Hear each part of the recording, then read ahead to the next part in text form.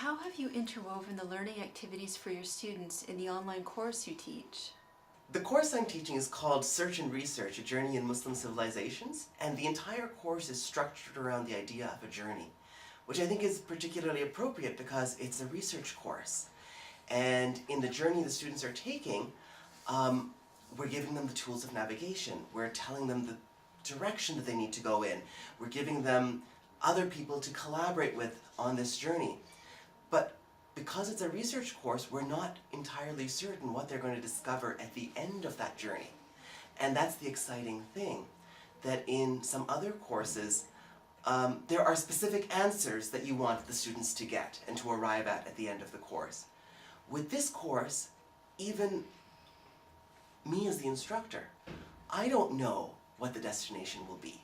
And I think that's, in a way, scary for students, but in a way it's also very exciting to feel that you are in charge of your own learning and that the instructors are there at every step to help you.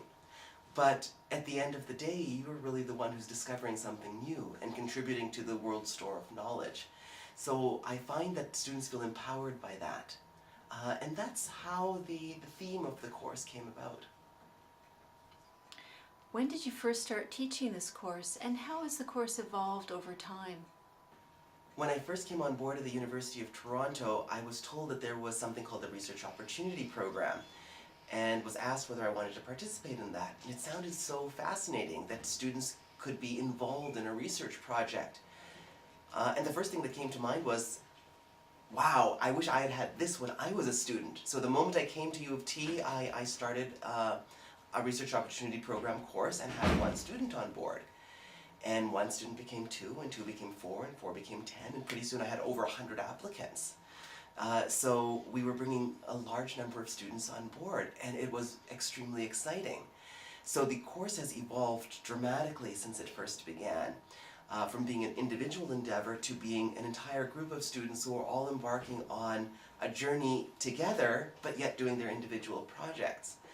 And that has necessitated rethinking how the course is done and about the potential strengths that a group brings to the course, as well as the additional time on the part of the instructor, because then you're individually mentoring a large number of students. And so you have to think about what is the most effective way in which that can be done. And that meant also taking advantage of peer-to-peer learning, so that students also teach one another in addition to my teaching them. And that's been, I think, one of the greatest advantages of doing it in this kind of a format. What are some of the challenges that the course components have been designed to address? I'd say probably the largest challenge we've had in redesigning this course has been the fact that there are so many students taking what was originally designed to be individual studies, independent readings types of courses. So the challenge has been, how do we get these students to work together, to collaborate, to make the most of the strengths of a collaborative environment? And the restructuring of the course has been done with that in mind.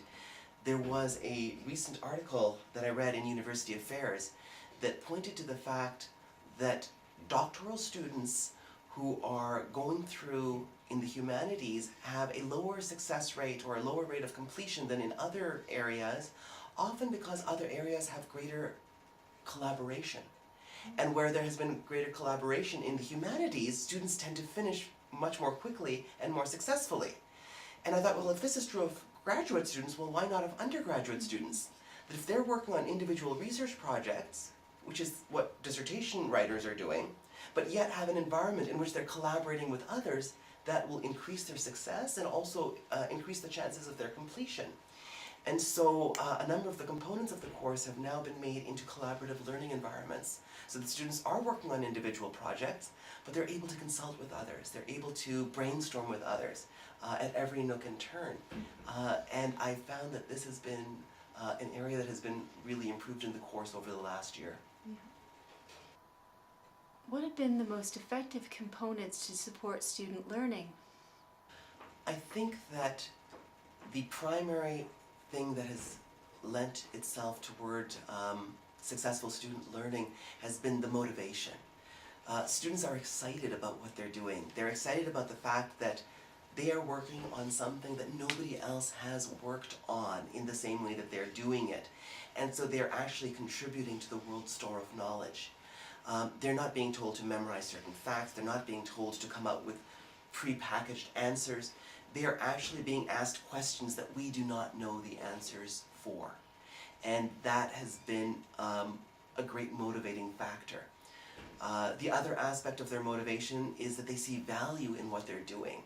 Our research team is very much geared toward people understanding the pluralistic nature of the world in which we live, and to contribute to the understanding of other cultures, other religions, other people. And students, when they're in that environment, feel empowered because they see that all around them. And they realize that in the world in which we live, understanding others is of central importance. And the fact that they're able to contribute to that is a great motivational factor. So I'd say that's primary. As far as creating a learning experience that allows them to do that, I would say some of the components that we've created in the course have been essential. For example, we have a component which we call Navigating Your Travels. And in that component, the students are given skills that they need in information literacy that will help them in their research. So for example, learning to identify the difference between peer-reviewed works and non-peer-reviewed works. What are the various advantages of different types of sources of information? Where might an encyclopedia article be of value to them? Where might a newspaper article be of value to them? What is the difference between what they might find on Wikipedia, which has some remarkable advantages for certain types of learning, and how might that compare to something found in a scholarly journal? So they learn that, the advantages of Wikipedia are that it's immediately available. It's very current in many senses. But what they also learn is that they should look into the bibliography that is on the Wikipedia article to find out, well, what were the sources that were used for this article?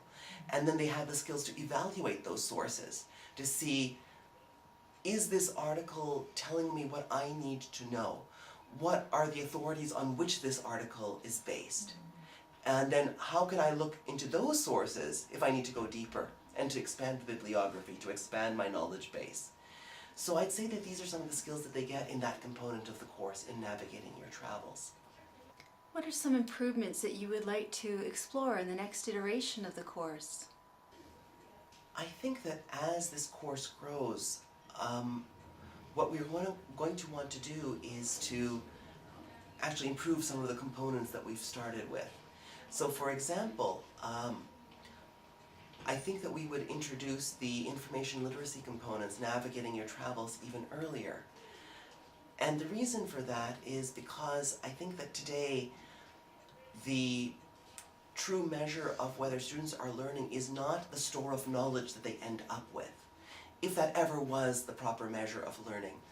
I think that today, more important than ever before, is, are we giving students the tools they need to find out what they don't know once they leave the course?